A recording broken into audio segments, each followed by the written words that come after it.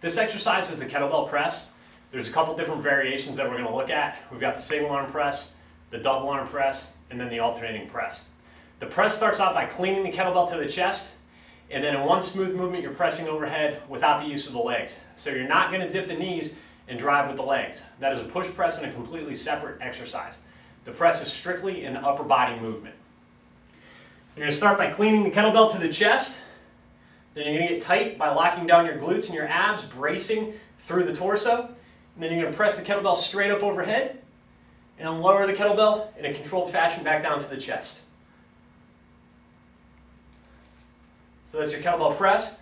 One of the things that we want to avoid is a large degree of external rotation, allowing the belt to travel out to the side before we go up overhead.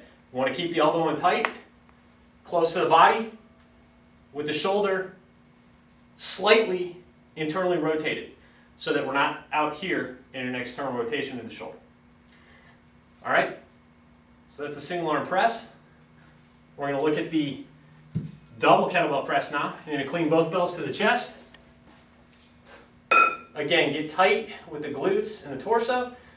Press the kettlebells overhead and then bring them back down to the rack position.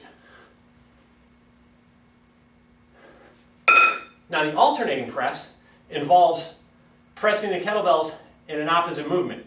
So as the top kettlebell comes down, the other one goes up.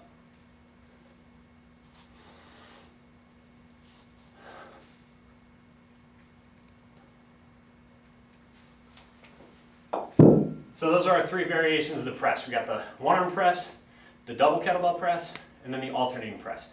Again, the biggest point there is that we're not utilizing the legs.